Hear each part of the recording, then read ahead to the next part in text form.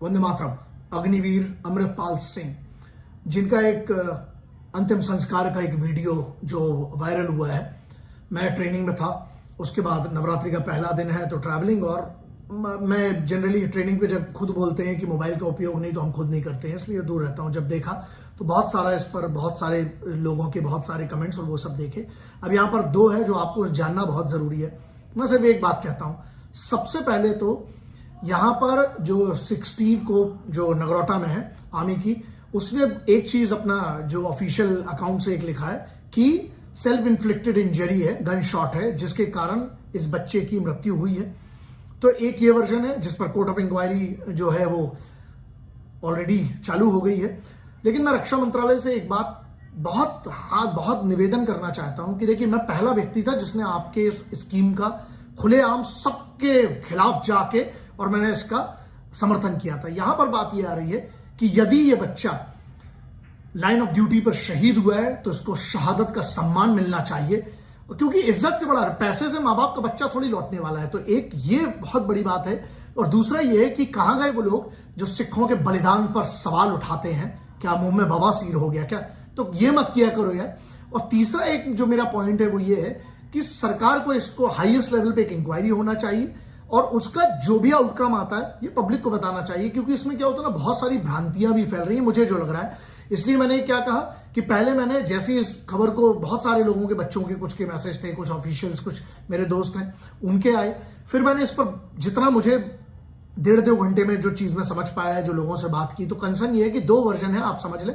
एक तो ये है कि उस बच्चे का सेल्फ इन्फ्लिक्टेड जो इंजरी के कारण जो गन शॉट हुआ उसके कारण उसकी मृत्यु हुई है, तो एक ये वर्जन है। दूसरा ये है कि अगर उसकी रजौरी सेक्टर में जो उसकी शहादत हुई है तो उसको गार्ड ऑफ ऑनर और जो बलिदान क्यों नहीं। मैं सीधी सी बात ये कह रहा हूं कि अगर उस बच्चे की शहादत हुई है, क्योंकि मैं कोई ऑफिशियल नहीं हूं, मैं जब तक इसकी मेरे पास पूरी जानकारी 100% नहीं है, मैं कोई अफवाह नहीं फैलाना चाहता हूं। तो दोनों पक्षों की मैं आपको बात बताना चाहता हूं क्योंकि बहुत चल रहा है इसमें।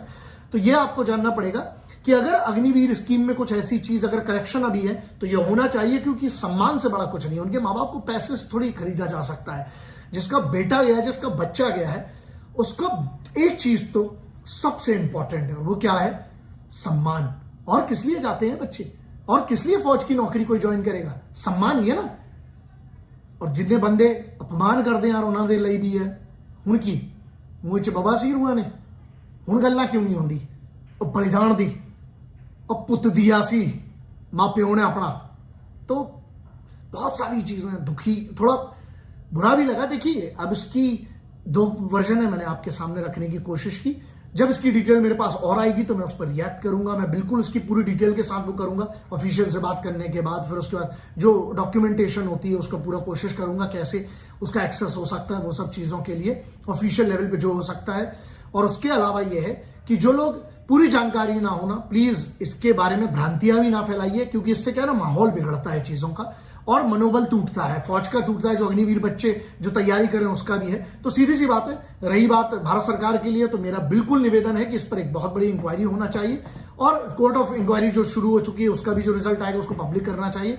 और चौथा एक पॉइंट यह है कि कृपया करके अगर अग्निवीर स्कीम में ये वाली बात नहीं, आप जितने लोगों को रिटेन करते हैं, 5% करें, 25% करें, 50% करें, जो भी बच्चे रिटेन होते हैं, अगर ड्यूटी पर शहादत होती है ना, तो मुझे भरोसा है और मैं इस चीज का बिल्कुल निवेदन करता हूं कि उनको सर्वोच्च बलिदान दिया है उनने राष्ट्र के लिए, उनको सम्मान मिलना चाहिए। इसके अलावा कोई कुछ नहीं दे सकता इन बच्चों को और इनके परिवारों को, माँ बाप को आप क्या दोगे साहब?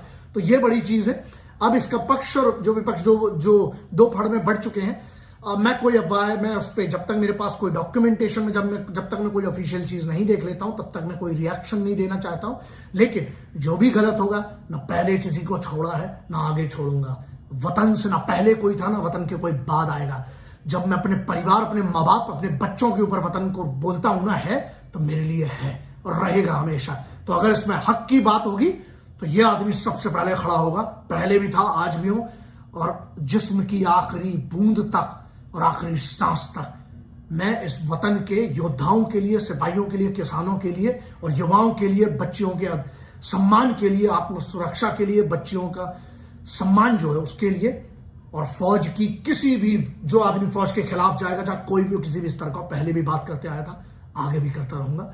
तो बस पूरी जानकारी हासिल करने के बाद आप लोग कोई रिएक्ट कीजिएगा और एक आंदोलन शुरू कीजिएगा।